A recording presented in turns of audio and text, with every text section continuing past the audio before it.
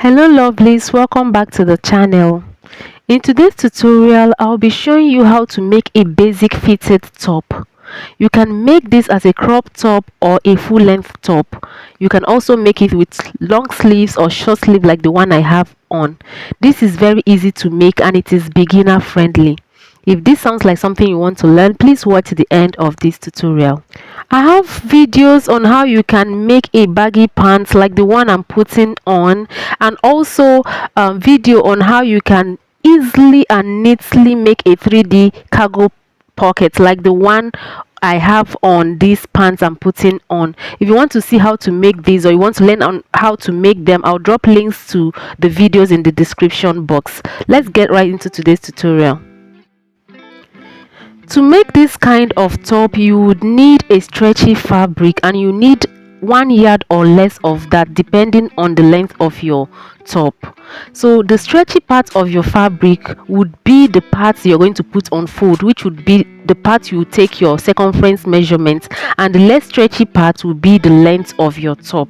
That is how I folded my fabric, and I folded my fabric the front into two and the back into two, and I'm going to rule a line which would serve as my shoulder line. On this shoulder line, I'm going to measure 3 inches on the shoulder line and also 8 inches. On the 8 inches point, I'll come down by 1 inch for the shoulder slope and connect it to the 3-inch points. Then on the shoulder line, I'm going to impute half of my shoulder measurement, which is 7 inches, plus ½ inch joining allowance, making it 7.5 inches. From my shoulder line, I'll come down by 8 inches, which is half of my round armhole measurements. So this will serve as my chest line. So on this line now, I'm going to measure the 7.5 inches which I have on the shoulder line and connect these points towards the shoulder line, but I'll stop at the shoulder slope line so you can see what I have. On the chest line, I'm going to impute 8.75 inches, which is quarter of my bust circumference. Then I'm going to find the midpoint of this line from the shoulder slope to the chest line. I'm just going to note the midpoint on this line, and from that midpoint I'm going to connect to the measurement of the bust on the chest line for the back armhole curve. For the front armhole, I'm going to come inward at that point by ½ inch. Then I'll connect from the shoulder slope to the ½ inch I came inward by, and then to the measurement of the bust on the chest line. So this is our basic measurement, our basic bodice measurement. That's what I'm doing here. Then for the neckline, I'm taking a neck width of 3 inches and a neck depth of 1 inch for the back neckline. For the front neckline is a neck width of 3 inches and a neck depth of 4 inches. That is what I want to use for this top. So you can make yours bigger or smaller depending on what you want. From the shoulder line, I'm going to come down by 15 inches, which is my waistline. There I'm going to impute quarter of my bust circumference, which is 8 inches. I'm going to connect the measurement of the bust to the measurement of the waist on the waistline. For my shoulder line, I'm going to measure 21.5 inches, which is the length of the top, what I want for my top, plus the hemming allowance. This measurement includes 1 inch hemming allowance. So this top is not actually getting to my hip line, so it's not actually a full length top. So it's about 2 inches or so above my hip line. So I'm measuring this and I'm going to make it into a straight line. On this point, I'm going to take the measurement of where I want this top to stop, the circumference measurement. So I took that and I'm going to impute quarter of that of the measurement. I got 36, so I'm going to impute 9 inches, which is quarter of the measurement I got at this point, and I'm connecting the measurement from the waist to this measurement. So if yours is getting to the hip, use your hip circumference at the top length.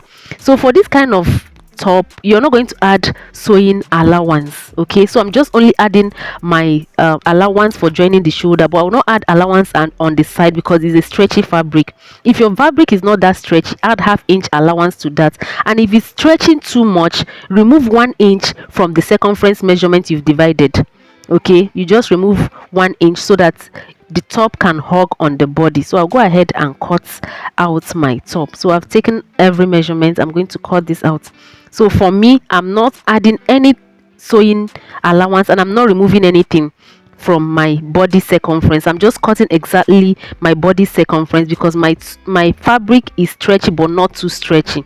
If yours is too stretchy, please remove some probably 1 inch or half inch from your measurements. So I cut the back armhole and the back neckline first. After that, I'm going to raise the front parts and cut the front neckline and the front armhole. Okay, so that's what I've done here. So our top is ready. So the next thing I'm going to do will be to open up my front and my back. I'm going to place them right sides facing each other. That's what I'm going to do, and hold them. I'm going to sew on the shoulder, hold them on the shoulder by half inch and the sides by half inch.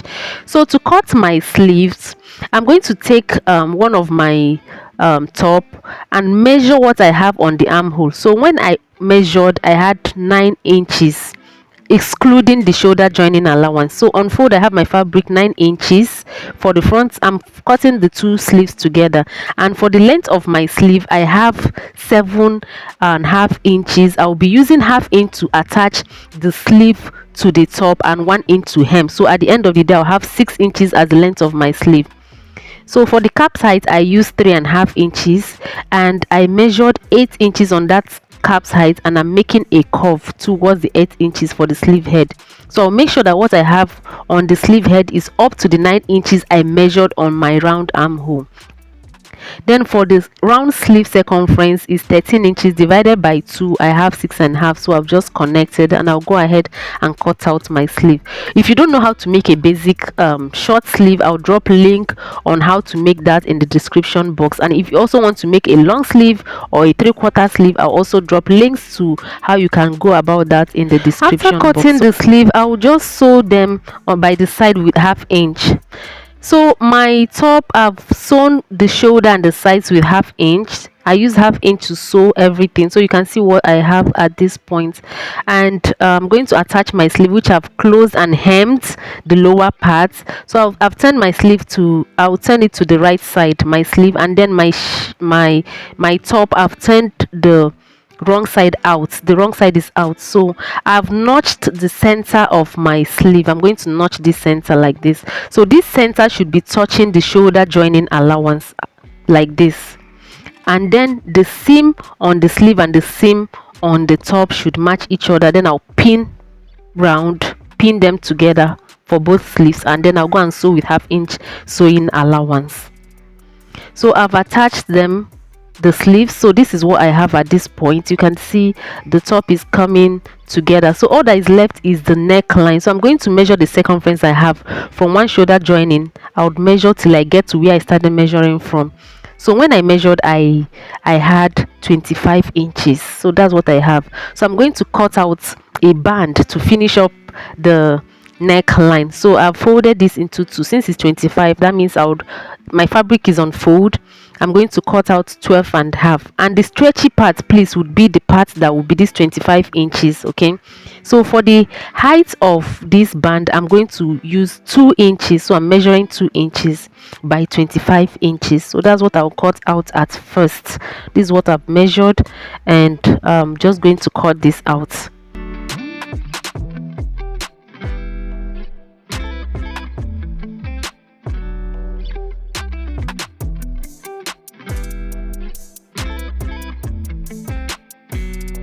Now I've cut this, what I'm going to do, I've brought in my top. I'm going to fold this band into two like this. So I'll start pinning, okay, because I'm not going to use all of these 25 inches. So I'll start pinning from one side of the shoulder joining allowance. I folded it into two, and I'm going to pin all around to know exactly what I need to turn the neckline with.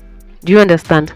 So when I pin and get to where I'll stop, I'll cut out the excess. So you can see I've gotten to this point, so I'll shift about half inch and cut out the other parts that I don't need. So this will be enough. What I have now will be enough for the neckline. So I'm going to unpin and bring out my band. What I'm going to do, I'll fold this band into two, right sides facing each other, and sew with 1/4 inch or 1/2 inch to close up this band. So the excess I have from sewing, I'm going to trim that out, and then I'll fold this into two like this. So you can see what I've done. I've folded it into two the wrong side is folded inward. So you can see my band now. So I'm going to bring my top. I'm going to pin from the right side, the good side of the top, so that the sewing will be on the wrong side. But I'll start pinning from one of the shoulder joining allowance and pin towards the back. Okay, so I want this joining, this place I joined the band, to be like ½ inch away from the shoulder joining and then go through the back. So when I start sewing, you understand what I mean. So I'm going to pin this all round and then take you to the sewing machine and show you how I'm going to sew this. So here I'm going to sew. My joining is ½ inch away from the shoulder joining and towards the back side. So I'm attaching this band from the back side then towards the front. Do you understand? And I'm going to sew with ½ inch sewing allowance. Remember, my band on fold is 1 inch, so I'm sewing with ½ inch allowance. So just watch what I'm doing, and this band is placed on the right side, the good side of the top, so that this sewing will now be inside the wrong side. Do you understand? So just watch what I'm doing.